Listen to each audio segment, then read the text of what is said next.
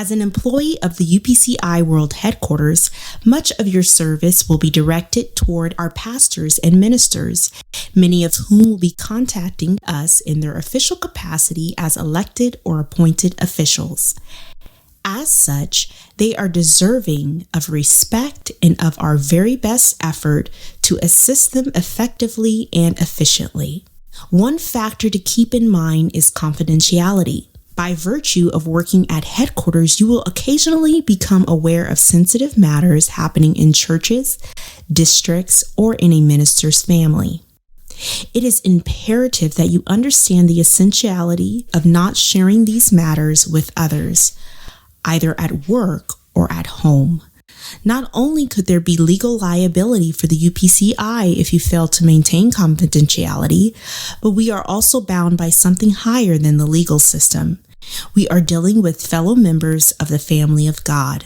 Think to yourself, how would I like to have sensitive matters in my life handled by brothers and sisters in Christ?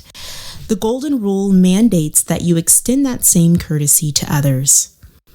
Failure to live by this principle can have significant consequences. Not only might liability be attached as previously stated, but the trust of our ministers in the World Headquarters staff would be terribly eroded. Lives and relationships can be destroyed by information which circles back around. Proverbs 17:9 says, "He who repeats a matter separates friends." An exception to this confidentiality principle would be if you learn of a credible allegation of abuse or neglect of a child, or if you become aware of information indicating that someone is planning to harm themselves or others. These matters should be brought directly and privately to your supervisor. Many inquiries by or questions from our ministers can be answered via information and resources found on UPCIministers.com. This website was created several years ago to provide a place for communication to ministers, a place for the download of free ministerial resources, and a place for ministers to make payments for budget fees. Some information on the site is available on the homepage, but the bulk of the options are categorized under the following tabs: Resources for Ministers, Resources for Churches, Resources for Districts, Resources for Missionaries. The tab for District Resources is only visible for those who serve as a district superintendent, a district secretary, or a district administrator. The tab for Missionaries is only available for those who fit that category. While this is not an exhaustive list, credentialed ministers may do the following on the website. Number 1, download ministerial applications in English or Spanish. Number 2, download the current version of the UPCI manual and directory. Number 3, download any resolutions to be considered within a 60-day window prior to an upcoming general conference. Number 4, download any resolutions passed at the most recent general conference, as well as a list of individuals elected or appointed to positions there. Number 5, view and download the General Superintendent's news bulletins and other assorted communications or news releases, etc. from him. Number 6, update one's contact information, including phone and address. Number 7, download a new life insurance beneficiary form, both for Canadian and U.S. residents. Number 8, pay one's current ministerial dues and/or set up recurring annual or quarterly payments. Monthly recurring payments may only be set up by calling World Headquarters and speaking to someone on the church administration, budget, and credentials team. Number 9.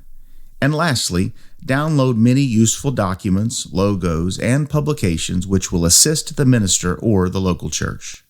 Any credentialed minister has access to UPCIministers.com, but one will need to log in the first time using their ministerial ID number as found on his or her fellowship card. After that, login requires the use of an email address which the minister chooses to designate for that purpose. We frequently receive requests for information here at UPCI World Headquarters.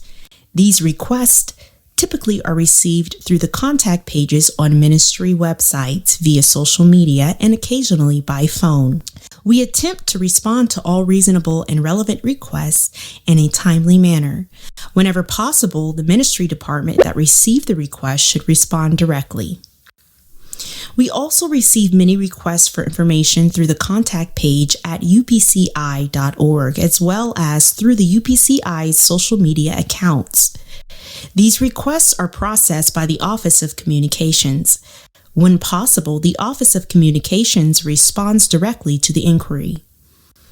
If the request is specific to one of our ministry departments, the Office of Communications forwards the request to the appropriate ministry. While we do our best to provide relevant information wherever possible, there is some information we do not share. For example, we do not provide personal contact information for our credentialed ministers. Personal contact information includes phone numbers, email addresses, home addresses, and post office box numbers. This information is available to other credentialed UPCI ministers via upciministers.com and the UPCI directory, which is updated annually. That directory is not available to the public. If you have any questions about a request or need help researching information, you can forward the request to the Office of Communications via the email address communications@upci.org. We occasionally receive complaints from constituents, credentialed ministers, and the public. They may arrive via mail, email, through a social media message or comment, or by phone. It is essential to use discretion with regard to communication and complaints.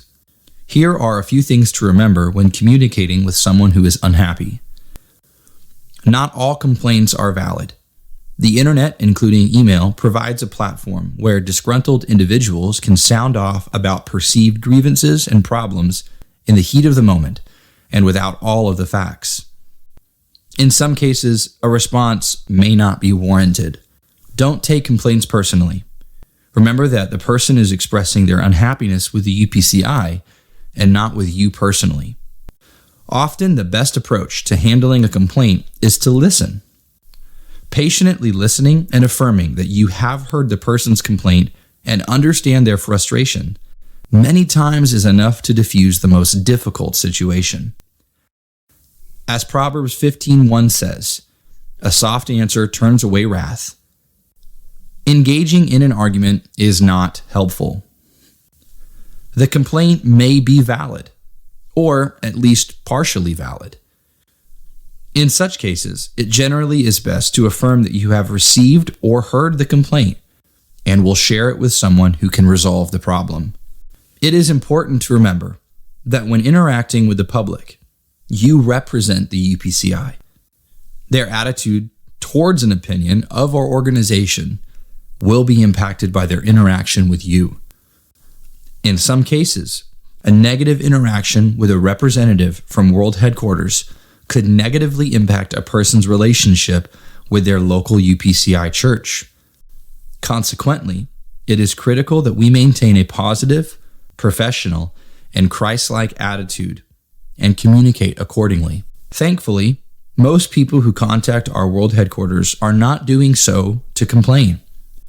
We receive all sorts of feedback, including questions, positive comments, and words of appreciation. Regardless of the type of interaction, we are committed to treating each person who contacts UPCI World Headquarters with kindness and respect.